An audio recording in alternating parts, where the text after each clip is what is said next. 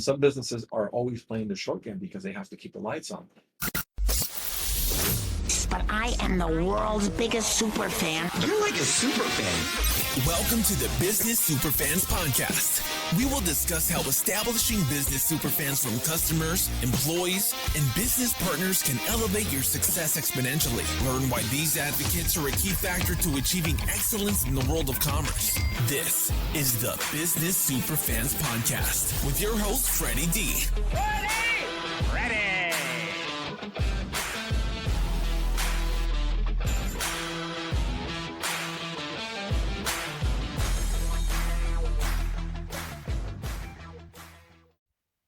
Hey, Superfans, Superstar, Freddie D here.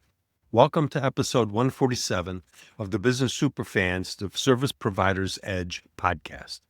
In this episode, we're joined by Roberto Martinez, founder of Braven and Google Coach for California, who helps small businesses escape the reactive grind by digitizing wisely, responding faster, and building systems that scale. Most service providers juggle day-to-day fires and lose leads, reviews, and momentum.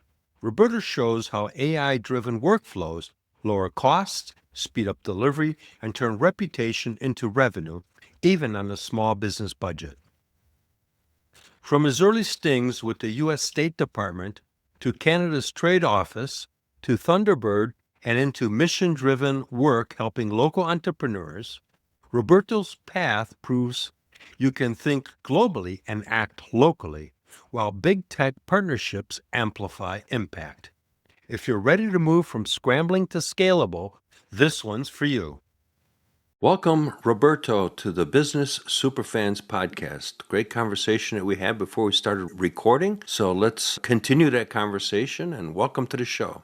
Excited to be here, Freddie. It's very special to talk to someone that's been around the block, that has done it all, it feels like, and is able to share their insight for the past 30 years of how to grow and scale and help entrepreneurs get to that next level. Well, thank you. Welcome to our listeners as well. Roberto, you've got an interesting backstory, so share that with our audience, because I did some research on you and we had a good conversation before we started talking. So give us the scoop. What's the backstory? Yeah, I owe a lot to the United States, and I felt that the best way I could help is by working in government. Silly me. One of the things that I did once I graduated college is I started interning and applied to become a foreign service officer at the State Department, which is a fancy way of saying a diplomat, representing the U.S. government abroad in foreign countries. I got to spend some time in Spain. I got to spend some time in Argentina. And it really colored my perspective on the global economy. Globalization was just taking off. We're talking 2003, 2004, 2005. I got to see a firsthand look of the effect of globalization on the world and how European, Latin American, Asian markets see the United States and vice versa. And the value of the US market, the fact that we have a high purchasing power, all that means is that our economy and the average consumer consumes a lot of products. So every single foreign country wants access to our market to be able to tap into us as consumers. Really fun experience, but realized very soon when I was in Argentina, I was lucky enough to cover the Argentine economy at that time. And unlike the current administration in Argentina, that economy was very bad. The foreign officer, that was my counterpart, he managed the Ministry of Economics, and he looked at me and he said, "What are you doing here? Go back to the States, get your MBA, help grow the greatness of the United States, because that's really how you're going to have impact, by thinking globally, by acting locally." And that's what I did. I went back to the States. I worked for another foreign country, the Canadian government, which is amazing. They have a long-term perspective, something that we need, feels like nowadays. They're able to identify issues that are going to affect the country 5, 10, 15, 20 years in the future. But then got the MBA, did corporate America for a while, realized I didn't really like it, came back to LA and started working on helping small, low-income businesses grow and scale. And that's been my mission since 2015. And I'm very blessed to work with amazing entrepreneurs that have a conviction and a passion to help not just their families, but their communities. Oh, what a backstory. a lot of experiences there, and I can relate because before we started recording, I've been to about 32 countries so far. And you brought up an interesting point that I really want to emphasize was the fact that it depends on where parts of the world you are. There's some places that are just looking at what's going on for tomorrow. And then you go to places like Japan, and they're planning out 100 years out, and then they work it in backwards. They always play the long game, so they don't get caught up into the everyday minutia of things. They're playing the long games, and so Canada's similar way. And I've seen that in other European countries. Again, they're not planning for tomorrow, they're not planning for 5 years, they're planning for 25, 50 years out because they know that it's going to go up and down. They've been around for a while, longer than the United States, and so they've seen more than we have. Yes, this country has exploded and done some wonderful things in the world, but we also need to stop back that history is also something that brings benefit because you can actually learn from it, provided that you actually pay attention to it and learn and don't repeat the mistakes that have been made. No, I love that. And that's exactly right. I was lucky enough to go to a business school. At the time, it's called Thunderbird. It's still called Thunderbird, but Arizona State University bought them out as a private school. Claim to fame is international business. In any case, they teach you what they call present, future, present, past. And this idea that, as you pointed out with the Japanese, they have a very long-term perspective.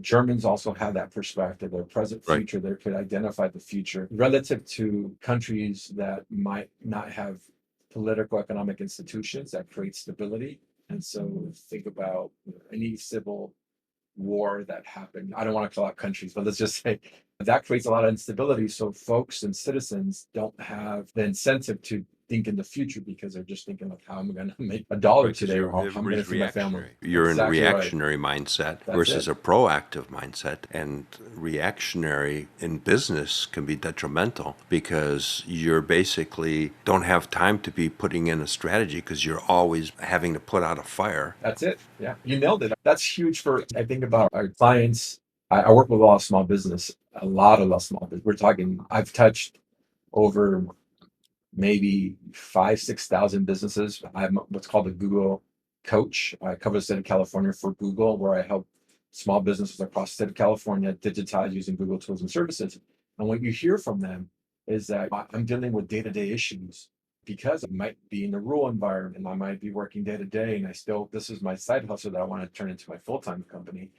And so they have a lot of immediate needs that maybe corporate America doesn't really have. And that really makes it difficult for them to think long term. Yeah, and it's one of the things. I was just recently in Australia, and one of the things that I really realized there, well as it is in Europe and probably in Latin America as well, is there's not so many big box agencies. It's a lot of really small businesses where in this country, and I get it, but there's a lot of conglomerate. They buy out people, they merge, and then all of a sudden you got a big monster-sized company. What was cool is when we were in Australia in November of last year, that was the people that owned the sandwich shop, and they were the ones that were making the sandwich and everything else. And it was some of the best food that we got because it was family made, and people take a pride in that. So what you just talked about with how helping those small businesses in California really kind of stand out is they need somebody to help them compete with the bigger boys and show what their uniqueness and what they bring to the table, because that's the fiber of global growth. Yeah. And 90% of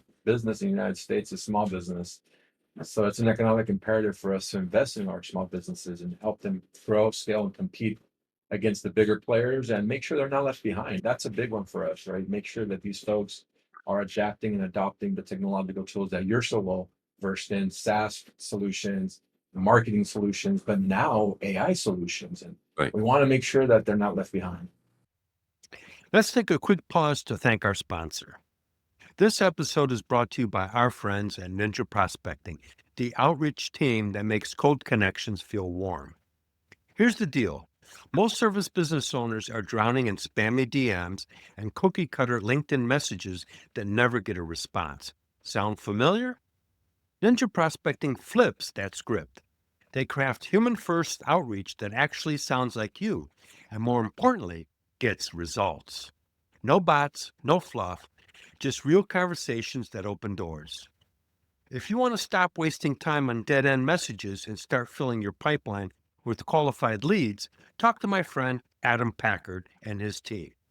Head over to ninjaprospecting.com to schedule a chat today, and be sure to mention you heard about it right here on the Business Superfans, the Service Provider's Edge. And hey, if you're the kind of person who likes to get started right away, you can join their free community at school.com/ninja prospecting 7704.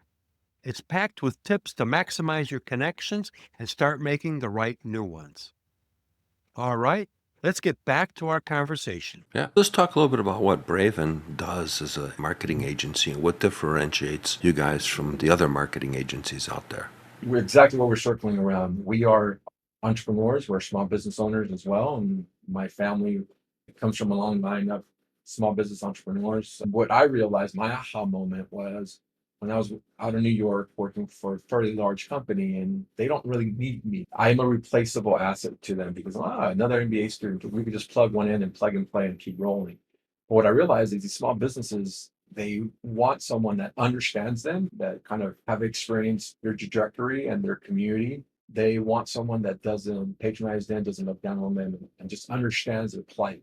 And what do I mean by that? As a marketing agency, some agencies are trying to make them look, feel, and touch like the big box stores, like you mentioned. And what we do is we take a very unique approach. We're like, hey, you're your individual and you create your own value. And we value that as a representative and the leader of the community, because we all know entrepreneurs are so brave. They take on a lot of risk and they should be rewarded for that risk. And that makes them distinct and unique. So our agency digitizes those businesses. We get them the assets and the online tools so that they can compete, not just in their local markets, but nationally and internationally. So we help them modernize, we help them sell online, we help them identify niches in the market, segment their audiences, and then promote using digital marketing and operational tools. So that's our claim to fame. We've been doing that for the past 10, 12 years. We've been working with cities across the state of California and even in Texas to help digitize small businesses. And now with the advent of AI, we're starting to incorporate AI. We're launching this new solution all around AI SEO to help educate our small business owners on this is the tools that you need to remain competitive into the future. Sure, because you can leverage AI for competitive analysis. You can leverage it to take a look at who your top competitors are, what's their marketing strategy, what's going on, how many opportunities are they getting. You can get really down to it, deep dive with AI, provided how to use the prompts and all that stuff. And that's where you guys come in, is helping them put up. But now that gives you some statistical data that you can actually make decisions. So you're not reacting anymore, like we talked earlier. You're being proactive because you can say, okay, based upon this, I need to tweak this because this is where I'm ranking, or this is where the guy's getting the reviews or the social proof and et cetera. And so I need to improve because in comparison, I've got 50 reviews, they've got 150 reviews. And I need to change. Now I can analyze it and say, okay, but let's take a look at the reviews that they've had in the last 6 months, because that's what Google looks at, is what's the current stuff, not what you did 5 years ago. So there's all kinds of aspects that you can actually help these guys leveraging AI for their business and scale without breaking the bank. That whole idea around scale and the whole idea of teaching our entrepreneurs how to fish, not just feeding them for a day. So providing them the tools, walking them through how to leverage those tools for growth, and then seeing them take off. They're resilient. They have this chip on their shoulders where they realize, hey, there's a need in the marketplace. I want to fulfill that need. We just provide them the tools and the capacity to show them how to do that, especially around AI. There's so much functionality on that. And really, when it comes to operations, lowering your costs to do business is really the beauty of it. And now with this idea of AI agents and AI workflows, I spend the first half of my day today meeting with my different departments, identifying our AI workflow. We all know what a workflow is. What does A happen? And then after A, what does B happen? And then C, and then D. How do we operationalize that workflow using AI? And that's going to lower our time to produce the product or solution that we want. And if we can do that, we can lower the price to our consumers. All businesses can follow this process to improve their sales, to improve their operations, to lower the costs, to get that product out to market and get as many folks buying. Yeah, sure. And then the other thing is that one of the things I tell people is that if you get an inquiry through the internet, you get a 15-minute window to respond. If you go beyond that, they're already someplace else. So you can leverage technology to engage. And first off, recognize that came in. So I can come in via AI in a sense, hey, Roberto, we received your inquiry. Thanks so much. We passed it on to somebody and they'll get back to you within the next 30 minutes or something like that. Or faster within the next 15 minutes. But the fact that you already responded and you created an engagement with them shows that you're on top of your game. And that's what people are looking for is I've closed more sales by being the first one to respond. Because by doing that, I also set the bar. And if they're shopping someplace else, good luck, because my bar is going to be really high. Yeah, that's one of the first lessons I learned as a marketer is time to consumer is huge. I don't know if the statistic is true, but when we were first creating landing pages and the whole lead funnel thing, they were saying that if you respond within the first 3 minutes of that inquiry, your chances of converting was 80%, which is insane. It's that whole piece. It's responding, it's showing that you care about your customer. And that's all around your team. Who's your frontline team that's touching that customer, prospective customer, and making sure they actually care. Okay, I care about this person and I care about their problem and I will provide them a solution. And if I can't get the answer, I'll find the right person in our team that can get them the answer. Yeah. When I was selling manufacturing software pre the internet days, I used to still leverage a lot of old school stuff. And we would come in and present the manufacturing software to a tool and die shop, okay? Talking full-blown blue-collar guys running milling machines, lathes, wire EDMs, making molds for cell phones and mouse and all that kind of stuff. And one of the things that I would always do is I got everybody's name, and I would send them all a letter, old school. Back then it was not old school, but it still works today. Direct mail is one of the most powerful marketing components that people seem to forget. And I would thank everybody. So I would say, okay, Roberto, thank you so much for your time today. Really appreciate the input you gave in our presentation. More importantly, we're excited to help you get this thing implemented into your company and all that stuff. My verbiage was that we're already working together and you're the guy out on the shop floor running the milling machine or the lathe that nobody ever recognizes. And you got a letter sent to you. Actually, everybody did, but more importantly, the guys out on the shop floor that were actually going to be doing the work, we would win the sale. And I would ask, well, why did you pick us? And he says, well, we felt after the sale, you would provide the best, your company and you would provide the best post-sale support because I planted that seed from that perspective. Plus the verbiage I used was, it was a done deal. Yeah, that's a huge one. I call it breaking away from the script. And everyone follows the script. Everyone's on autopilot. And what you did, Freddie, is really see them as individuals, as humans, as people, and not following the same script, not verbatim running through and just checking a box, but saying, hey, I acknowledge your existence and I appreciate you allowing me to be part of your space. It sounds kind of new age, but the truth is, it's just giving respect to your fellow man. This is global. And one of the things that I wrote in my book, and it's one of my quotes, is people will crawl through broken glass for appreciation and recognition. Yeah, that's it. And it doesn't matter where you are in the world. Everybody wants the same thing. They want to be recognized and appreciated for what they do. It doesn't matter. And you can have language barriers and it still works. It's this whole acknowledgement of the individual. I love that. It's one of the things that we try and instill on every single team member, especially the ones that are touching the customers, just because we don't want scripts. We want authentic experiences as customers. We don't want to meet with a client or vice versa, a client meet with us, and then they're just kind of glazed over. We want to feel that they understand our mission, our vision, why we exist. And not everyone's going to have this, I just want money. I get it. Some people want to make sure that they have a roof over their shoulders. But creating that authentic experience, connecting with that person, is going to go a long way for them championing you and defending you and referring more clients to you. Superfans. That's exactly how you start creating superfans. They're championing you. They're your brand advocate, but superfans is a cooler name. And I trademarked it, so there you go, business superfans. But that's it. You want to really create business superfans out of your whole ecosystem. And that's how you begin. And like I've shared with that mold shop type story, that's how I created the superfans, was I recognized everybody. And sometimes when I would go there to my customers, they're having a bad day. We go out to lunch and I was a shoulder. Talk to me. Tell me what's going on. Sometimes you got to just shut off the business and actually become a human again. And that's how you build those long-term relationships to where you get invited into people's houses and all that stuff around the world and stay in some of those people's houses because you built those relationships. And like I say, it's not always all business, and it doesn't have to be. And that's how you create those super fans globally. I like the piece that you said, listening, and just sometimes just listening to them and really understanding their pain point. It could be personal pain point,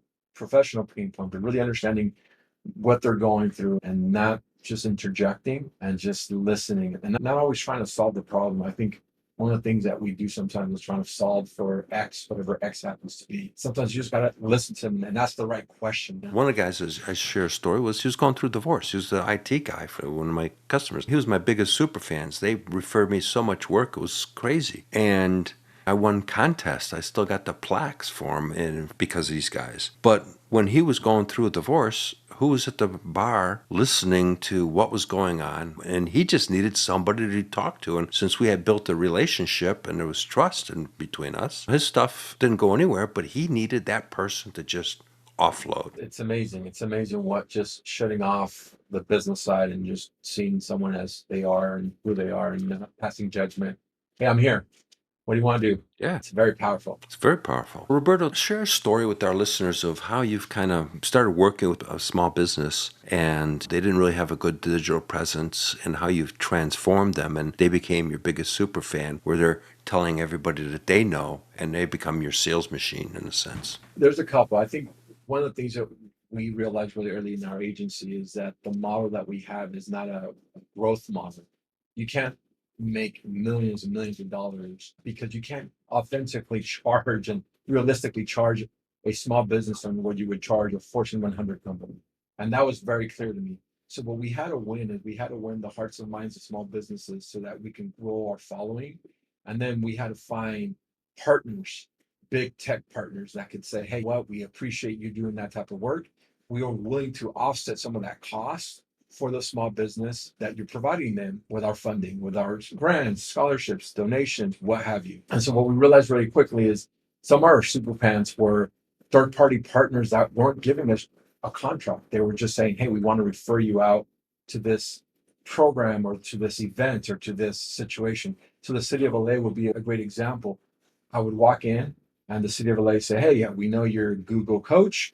What can you do? And I was like, we'll give you all these free services at no cost to a small business owner. I'll take time out of my weekend. And sure enough, you start doing that enough and they start realizing that you're not in it for necessarily to make a quick buck, but you're there because you believe in the mission, which is helping small business. And then right after that, 2 years passed, 3 years passed, and we hit the pandemic.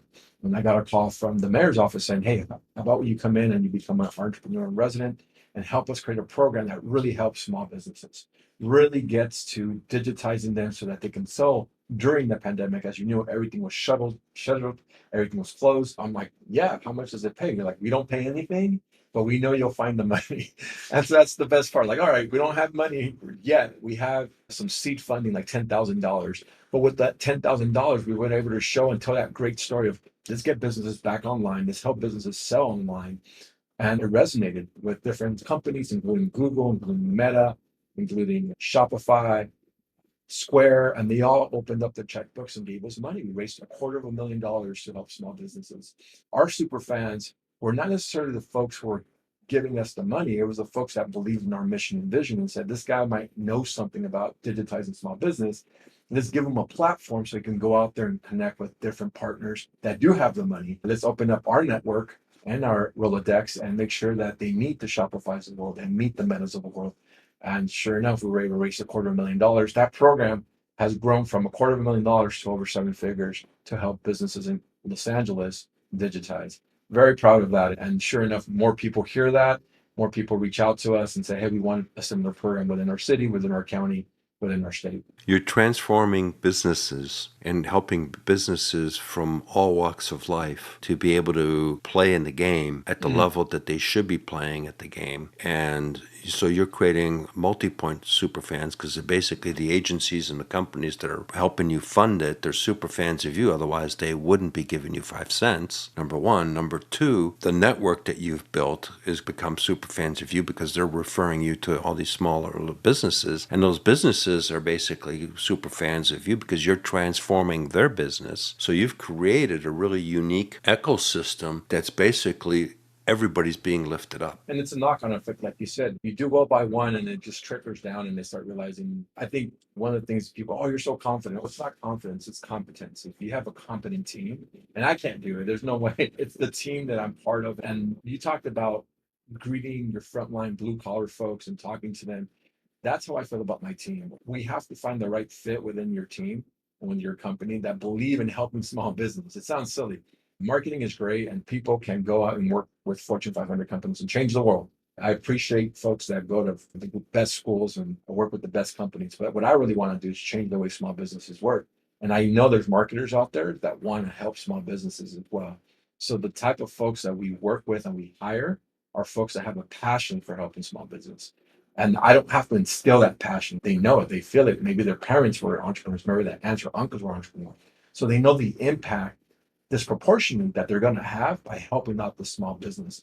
And the small business owner can feel that, and then that trickles back up to the Googles of the world, the Metas of the world, the Amazons of the world, saying these people care. Sure, because like you were saying, Roberto, that's your front line. So what you're doing is you're empowering to be able, so they don't have to run back to dad to ask for permission. They're able to go ahead and make the decisions that they need to do the right thing for the customer to help them out. And so that they feel empowered. That creates a synergy that goes throughout the whole company, because you talked earlier about taking your whole team down to Mexico and meeting with the team down there. And that's really what it boils down to. That's one of the ways that people feel that they're part of something, and more importantly, they matter. And when they matter and they're empowered, it's transformative. And 95% of the time, do the right thing for the customer. That's exactly right. And just listening, we sometimes are the therapist of our customer. We're just there to listen, and they're fighting every day. And so sometimes we don't need to fix anything. We just need to listen to them and hear what they're going through. We just had a client last week talk about the current situation in California, specifically in Central Valley, where there's been a lot of challenges because these families are being deported, but they have assets. They have a home. They've been living in Central Valley for 20, 30 years. They have cars. They have all. And so what happens to those assets? Who retains those assets? And so this particular partner of ours, she said, I want to help those folks. And I offer estate planning, and I want to educate them on their rights. They still have property rights, something so basic that we take for granted. And we created a great lead funnel, and we help them understand, like, how do you communicate and educate those folks who are being left behind in some way or shape or form.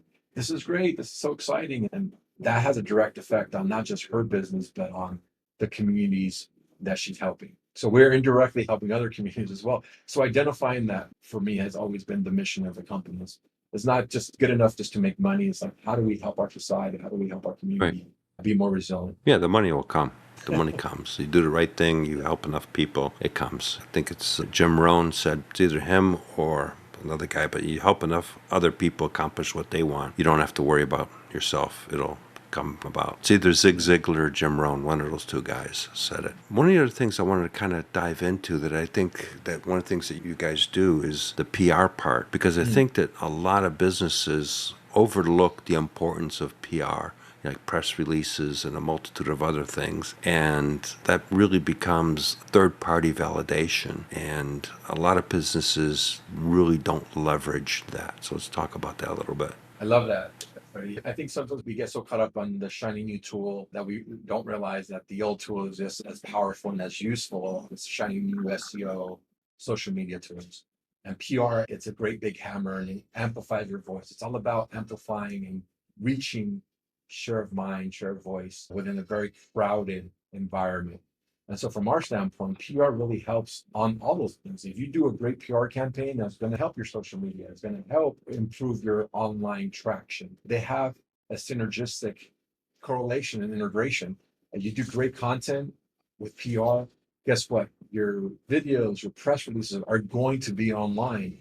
And it's called search authority and domain authority. If the New York Times, LA Times, CNBC, Fox News picks up your story and has it in a positive light, that's going to be living online. And we're not talking a huge spend. We're talking $5,000, $10,000, $15,000 to change the way your business is run. especially if you have a compelling story, especially if you have something to say. It's game changer. We're going through that same experience right now. We just had a meeting with UCLA yesterday and last week around amplifying their story using PR. How do we amplify the work that they're doing around small business, specifically women-owned businesses, and how do we make sure we get that word out that you guys are doing amazing work that's changing the way we create policy. And if a tree falls in the forest and no one hears it, it doesn't even matter. And getting the word out through PR is one of the strongest tools. It's a big mic and it amplifies and can drastically change the way your business operates. Sure. Yeah, I leveraged that when I was growing as the software product I've talked about. And I've worked with multitude of software products, but this was the one I was in charge of global sales. And I grew that within a 3-year window to millions. But I would fly out to publishers for magazines for the industry, and I would actually physically demonstrate the product to them. It all started with them trying to sell me ads into the publication. I'd say, all right, I'll commit to 4 ads, 1 per quarter, but you got to write a story on me. And so I would either come out and they would write a story, or I would turn on to a customer that was beta testing the software. And so they were in turn would interview that customer. So now it gave me a third party with a customer actually utilizing the technology. So that's even better because they're talking about how it's impacting their business, and then the publication is talking about how we're changing the industry. And plus I had the ad in there because that was the deal, but now I had third-party validation, and that was my marketing. There's something to be said when your customers speak on your behalf. It legitimizes you. We call it the halo effect when it comes to online presence, when a bigger company, a bigger organization is giving you your flowers and saying, you're doing an amazing job, Freddie, and we're going to communicate that out. And so that creates a halo effect around you because you have a third party validating you.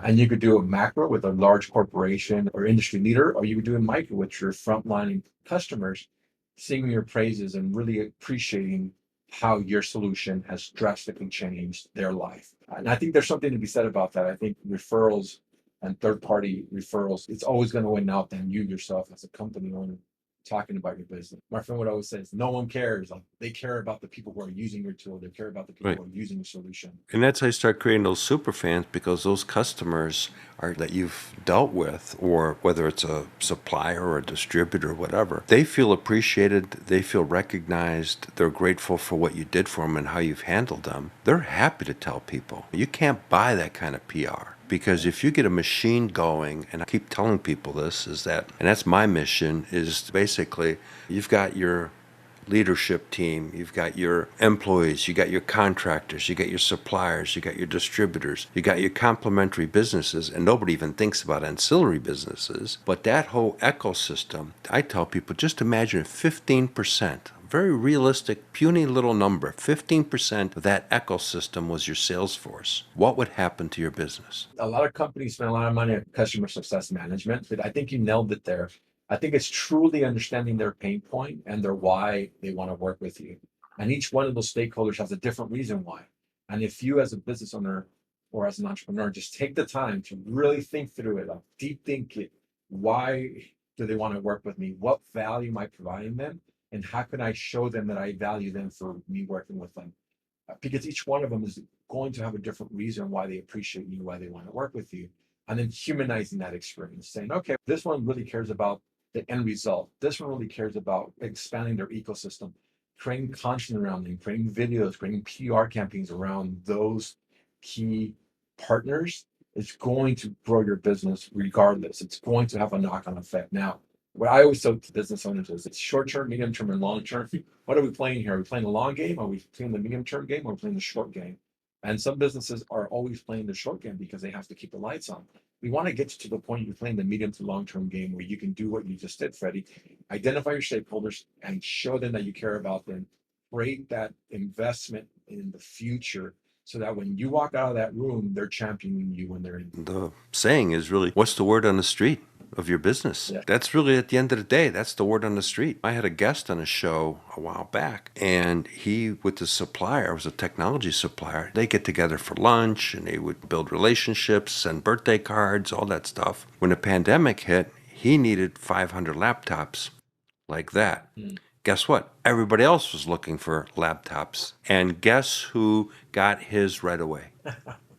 Yeah. He got him. Yeah, He was relationships first matter. priority on getting those laptops. So Some people see that's quid pro quo. I think if you humanize and really understand that they're an actual person and getting to that personal level. I've been spending a lot of hours, and when I said 30 hours a week on AI, and it's all about the script. It's all about the language model. You're teaching it through data sets and information, but we need to break away from a script. We need to really connect to like the human experience. And if you're able to do that to whoever you're working with, whoever you're partnering with, it's going to pay long term, and not just seeing them as means or short term. I'm going to make money now, so that is it. But no, I'm going to build this relationship. And it's not as easy as I thought it would be. It's not as easy as I'm going back to my classes where they talk about creating a personal connection using not, hey, how you doing? Great. Oh, where are you going tomorrow? Oh, the weather's great. Stop that talk and really get into understanding the person, understanding them as who they are as an individual. And if you could do that, like I said earlier, they'll run through walls for you. Yeah, that's how you create the super fans. And one of the things that I do, and I've done in the past, which again created my own team of super fans, was I recognize my customers on their birthdays. I'd send them a birthday card, old school, through the mail. Not an email, not a text message, because that's probably the only real physical card that they got. And that's transformative because they're not going to toss that away. That's going to be sitting on their desk. Freddie, you mentioned Thanksgiving as well, sending them a Thanksgiving card. I love that. Yes. I think that's brilliant. And so there's different ways to engage with your customers. I think one of the things that we always try to do with our customer base is when they ask us for whatever favor, really understand that favor. So not just do what they're asking you to do, but think about what is the impact that favor is trying to ask for. So I'll give you a concrete example. Can you promote this? Can you promote this event that's happening? We're doing this event in downtown. We want you to promote it on your socials. Okay, so what you're really trying to do is drive attendance. Let me get that. Okay, now I will personally be responsible for driving 15, 20 people to that event. I'll do it in whatever shape, way, or form so that when you finally ask them for a favor, they'll realize Freddie didn't just provide me and did what I asked, but he actually went above and beyond what I asked. And my first real true boss always called that like an ATM machine. He's like, you always want to invest or deposit more money than withdraw in people. You always want to do more for people, do more. And if you follow that axiom in life, you're going to be very successful. Now, I'll never forget that. You always want to deposit more than you withdraw. And that's why you brought up Thanksgiving. That's a perfect time to express gratitude to all your customers, your team, your suppliers, your distributors, your whole ecosystem. Because it's Thanksgiving, you flip it around, it's called giving thanks. Yeah, that's it. Love that. And follow-up is a monster thing. And I'm married to my wife now because I met her at a business networking function, true story, and got her a business card. And I sent her a nice to meet you greeting card through the mail with a picture of me on the cover inviting her for a cup of coffee to meet. And nobody had ever done that to her. And she took me up on it. And 12 plus years later, we're still married. Congratulations, Freddie. I think we need to apply that to modern dating. Yeah, definitely. Get away from the apps, get away from IG, get away from messaging and go analog with it. Well, it's a blend. The people that really are exploding are the ones that are leveraging both. They're using a little old school with some new school because I'll just use a simple example. You can't spam email, but you can spam the mailbox. Think about that. Yeah. Who makes money No, with spamming the mailbox? Government. Yeah, we get it. That took a long time. Yeah, I always go back to I had this wonky professor, and those wonky hair steam professors always leave a mark on you. And he talked about the stakeholder analysis. The stakeholder analysis. If you walk away from anything in my class, is identify your stakeholder analysis, and he would call it the sleeping dogs. You don't target your champions and don't target the folks that are already promoting you. Target the sleeping dogs and target the ones that don't like your product or service. And if you flip them, you're going to have an evangelist. That's really where you should be focused. I always thought of who are folks that we're not thinking about that we need to be thinking about. Who are folks that might not be singing our praise right now? Let's go after those guys and let's flip them while maintaining our base. And that really has transformed the way we ended up partnering with different organizations. You might not see us as a partner yet, but we'll prove to you that we are. And what I do is we create a lot of decks and a lot of presentations. And sometimes we just mail them the presentation. We're just like, hey, instead of giving you the email, I want you to actually hold the document in hand and see it yourself and just have it there. You'll be amazed how much share of space and how much top of mind you get by just having that document, that presentation, that deck. Well, old school still works. Well, Roberto, as we kind of get closer to the end here, great conversation. I can tell that you and I could talk on this stuff for at least another 5 minutes. How can people find you? If you want to reach out to me, I'll give you my email. It's Robert at Braven Agency. We also have this free tool out there that we're just rolling out, talking about that human connectivity with AI. It's called Smarts. It's this AI tool powered by humans with marketers in there. And what we do is we help analyze your business. It's a business consultation tool. The AI tool scans your information online, benchmarks you, but then the real human, the real marketer takes that information and makes it applicable to your business to drive sales, to drive growth. That's smarts.go and Braven Agency. Just go to Braven Agency. You can follow us on Instagram, on LinkedIn. A lot of great content there, a lot of free stuff out there. We're just doing a really fun workshop with the Wells Fargo Foundation on helping people be loan ready. We're giving away a ton of Excel sheets all around the 5 C's, all around the checklist to be ready.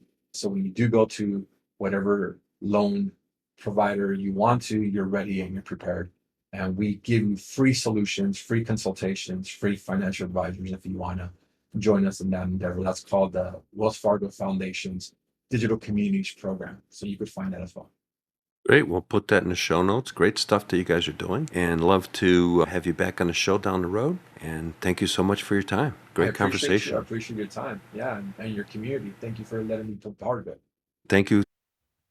That's a wrap of today's episode of the Business Superfans, the Service Provider's Edge, with Roberto Martinez from Braven Agency. We explored how small businesses can level the playing field with big brands through smart use of digital tools, AI workflows, and PR while never losing the power of authentic human connection. The big lesson?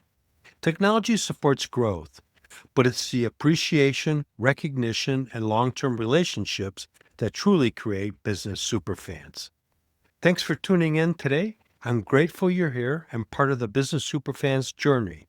Every listen, every action you take gets you one step closer to building your own business superfans.